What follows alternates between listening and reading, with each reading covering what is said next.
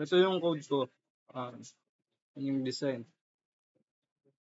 Login dashboard. Ito yung main panel, dashboard. Tapos select all from user and password. Error connecting to database error. Ito yung login panel. Login. Username, password. Login, tas may button to at register. Ito naman yung design. Pag nakapag-login ka, login successful. Pag wala ka naman lagay, o mali, ito yung lilitaw. Dito naman sa registration panel. Ito yung sa ibabaw niya. Ito yung birthday. Ito yung username, password, confirm, gender, birthday, first name, last name, middle name, address. Tapos yung button na back to login. Tapos yung button na register. Pag naka-register ka na, ito yung lilitaw. Pag mali naman ito. Ito yung dashboard. Dito mo lang makikita yung mga inano mo. Ito yung first name na lilitaw, tapos middle name.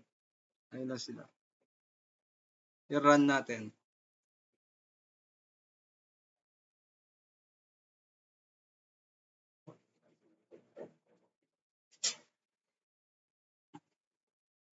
Subukan natin mag-type na walang re-register. Ayun yung lilitaw. Pero kung magre-register naman tayo,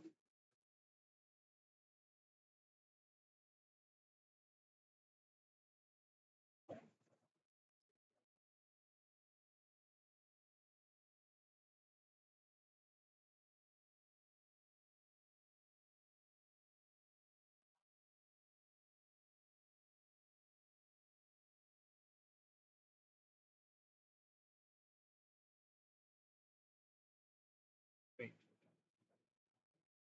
Ayan, registration successful. Tapos, tignan mo natin dito kung maano ng access. Ayan, nakita na.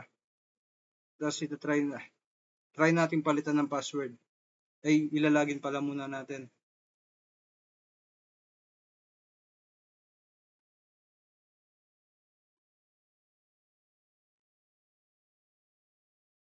One, two, three. Ayan, login successful. Tapos lilitaw yan. Tapos ilalag out natin. Try natin palitan yung password. Sabihin natin 1, 2, 3, 4.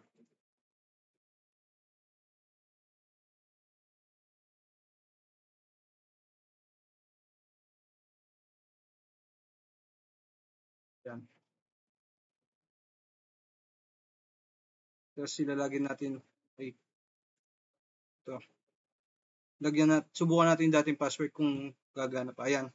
Invalid na siya. Tapos kung 1, 2, 3, 4 naman. Yan, login successful. Done.